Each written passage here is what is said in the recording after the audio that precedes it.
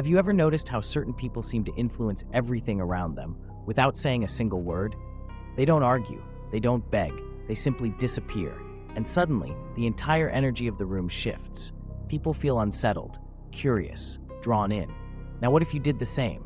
What if, instead of reacting, you observed? Instead of explaining, you withdrew? What would happen then? Here's the truth most never realize. When you stop showing up for everyone else, emotionally, mentally, spiritually, the illusion collapses. Because the people around you have grown addicted to your reactions, to your patterns, to your predictability. They think they understand you.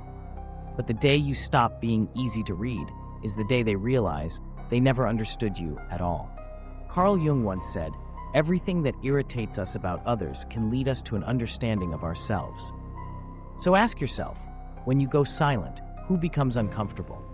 When you stop responding, who gets angry? That discomfort is not about you, it's about their dependence on your reactions. You've been taught to give, to keep the peace, to say yes even when your soul screams no. You give and give, hoping someone will finally give back. But instead, all you're left with is exhaustion, frustration, and a quiet emptiness that won't go away. Why? Because you've been too available to people who never earned even a moment of your presence. This video isn't about becoming cold, it's about becoming whole. Jung called this process individuation, becoming your truest, most complete self. And it often begins in silence, because silence, when chosen intentionally, becomes a source of power. When you stop explaining yourself, stop reacting to every trigger, you reclaim the energy that was never meant to be wasted. So let me ask you something personal. How long will you keep dancing to someone else's emotional tune?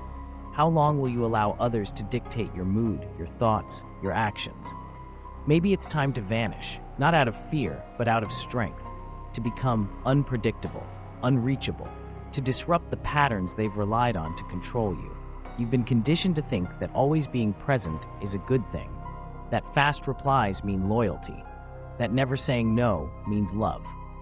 But here's a truth few are ready to hear. Constant availability is not compassion, it's self-betrayal.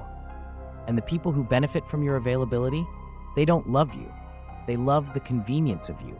They come when they need attention, when they want comfort, when they crave validation. And then, they vanish until the next craving hits. You've become their emotional vending machine.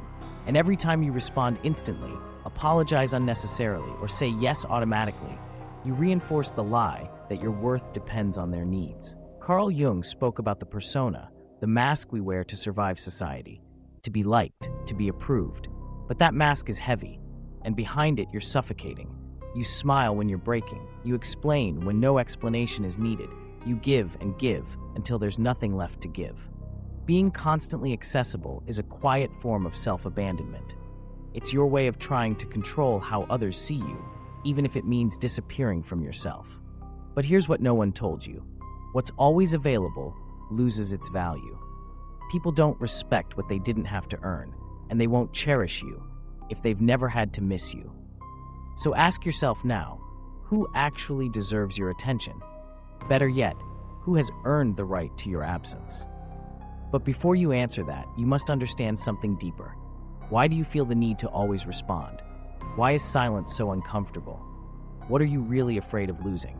Carl Jung believed that every thought, every emotion, every decision costs us something. He called it psychic energy, the very life force that fuels our soul. But most of us are bleeding energy without realizing it. You argue when you should walk away. You explain when silence would say more. You replay conversations that should have ended years ago. And little by little, you drain yourself into nothing. Jung warned, that which you resist persists. Meaning the more you react, the more power you give to what disturbs you. Manipulative people see this. They know your buttons. They don't need to control you directly. They just need to keep you reacting. Because as long as you react, you're predictable. And as long as you're predictable, you're easy to use. A truly powerful mind is not the one that dominates others, it's the one that guards its own energy, that chooses where to invest and where to withdraw. And that's the shift, from reaction to intention, from being emotionally owned to becoming emotionally sovereign. Think about how many hours you've spent explaining yourself, defending yourself, trying to understand people who never once tried to understand you. You are keeping alive stories that should have ended chapters ago. And why? Because you're afraid of being misunderstood, of being alone, of being seen as selfish? Let me say this with clarity. Protecting your peace will always offend those who benefited from your chaos. Now we step into darker territory, because the people who drain you often don't even realize they're doing it. They've simply built a version of you that exists to meet their needs. You're not a person to them, you're a function.